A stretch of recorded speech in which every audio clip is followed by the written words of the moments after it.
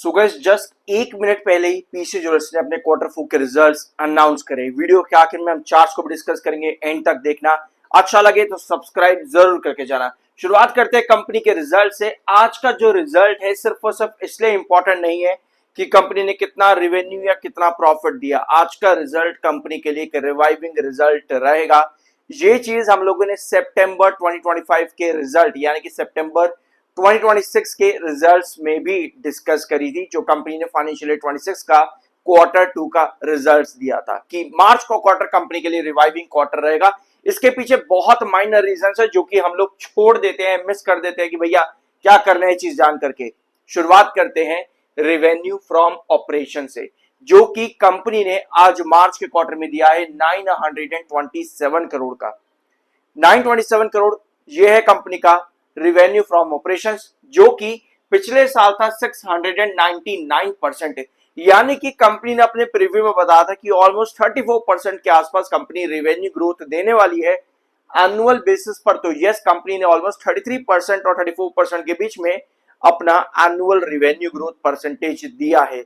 यहां पर बात हो रही है रेवेन्यू ग्रोथ परसेंटेज की, जो कि दिसंबर के क्वार्टर पे 36.90% के पास देखने को मिलता था। तो यस, कंपनी में ये क्वार्टर रिवाइविंग क्वार्टर है, क्योंकि लगातार कंपनी का अगर आप रेवेन्यू ग्रोथ यहां पर देखोगे तो वो ड्रॉप पर जा रहा था।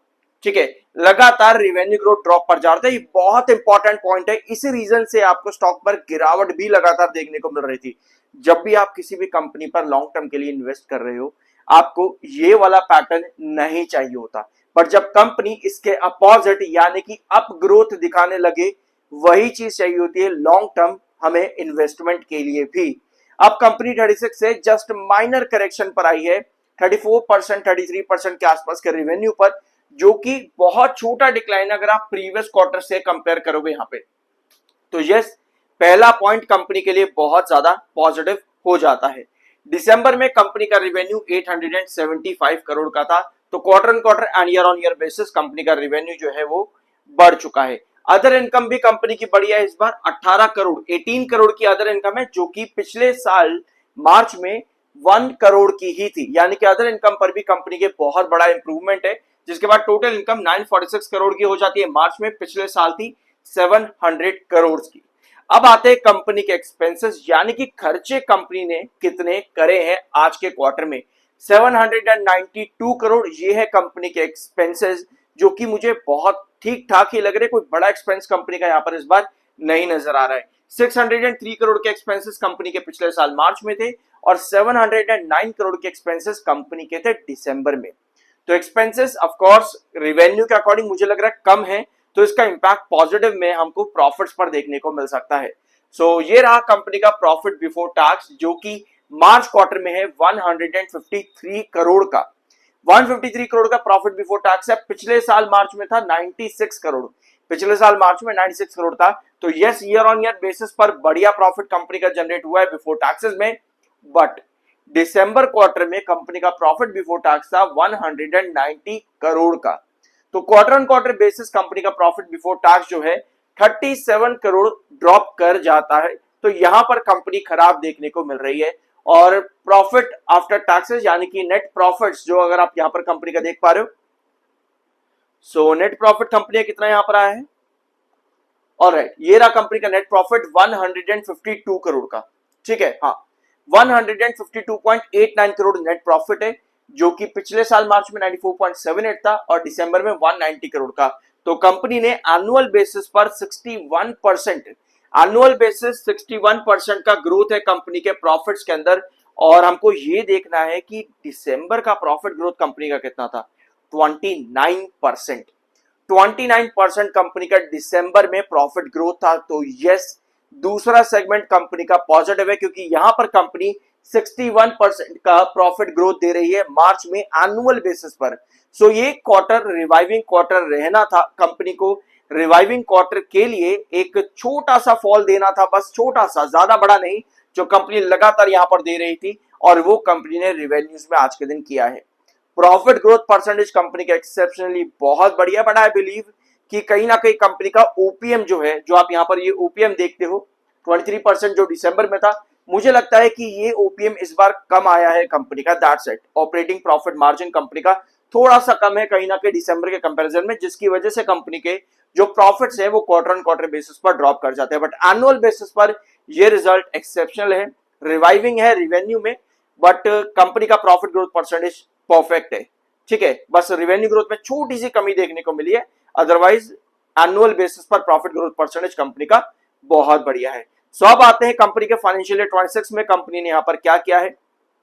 3,352 करोड़ ये रहा कंपनी का फाइनेंशियल ईयर 26 का रिवेन्यू, जो कि फाइनेंशियल ईयर 25 में 2,244 करोड़ का था। तो यहां पर कंपनी इतना बड़ा जंप नहीं लेकर के आने वाली थी, ये चीज हम लोगों ने बहुत पहले भी डिस्कस करी थी कि 271% एनुअल रिजल्ट कंपनी का बढ़िया नहीं आने वाला है ग्रोथ परसेंटेज के पर्सपेक्टिव पर। तो यस, वो ग्रोथ कंपनी ने यहां पर इस बार नहीं दिया है, 271% का ग्रोथ बिल्कुल भी नहीं है, उसके आसपास भी नहीं, जो कि नहीं आना चाहिए।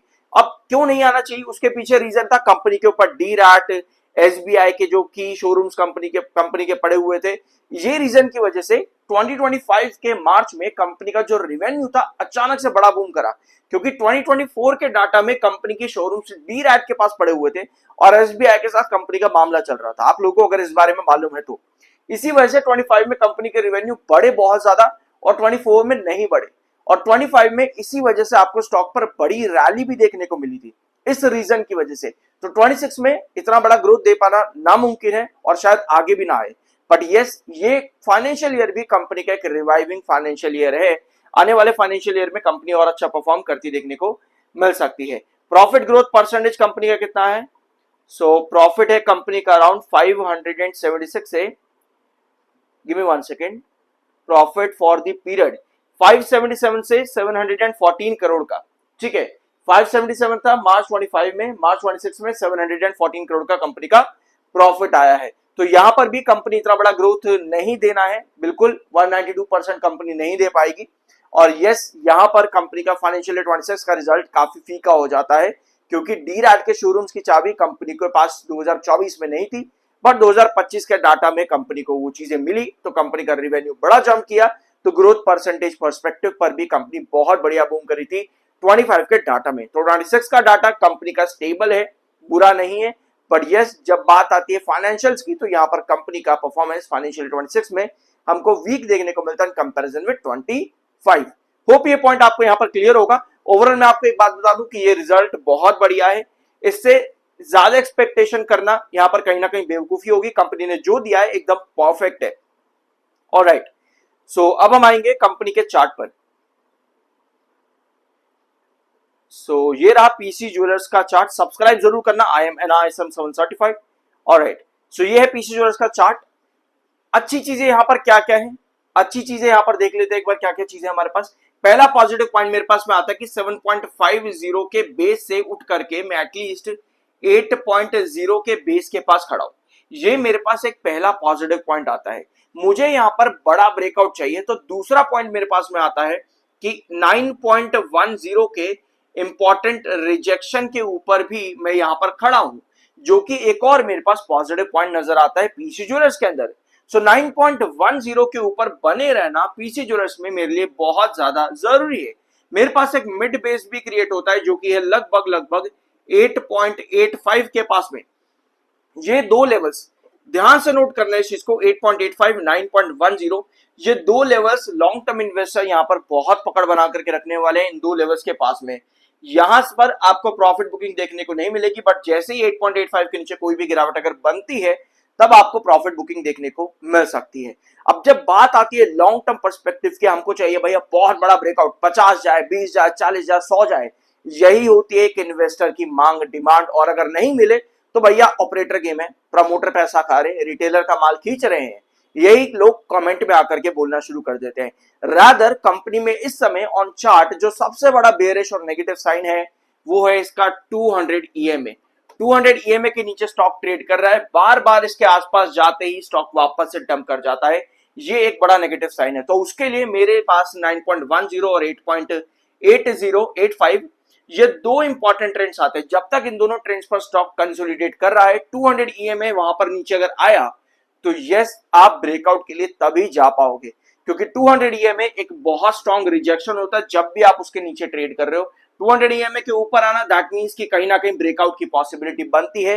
रिसेंटली अगर आप मेरे चैनल पर रेगुलर हो तो recently JP power, solar energy, Adani total gas, इन 3 कंपनीज ने 200 EMA के ऊपर ब्रेकआउट दिया है, तब जाकर के वो रैलीज देखने को मिल रही है आपको जेपी पावर, सुजलॉन और साथ में अडानी टोटल गैस में।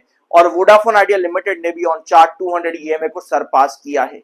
ये जितने भी स्टॉक्स के नाम अभी मैंने लिए हैं, ये लंबे टाइम से 200 EMA को बार बार रिजेक्ट कर रहे थे और ब्रेकआउट नहीं दे पा रहे थे, बट जैसे ही सस्टेन किया आपको लंबे ब्रेकआउट्स देखने को भी मिले हैं। तो ये था आज दिन का वीडियो। कुछ नया जानने को मिला हो एक प्यार से सब्सक्राइब करके मोटिवेट जरूर करना। मिलता अगले वीडियो में।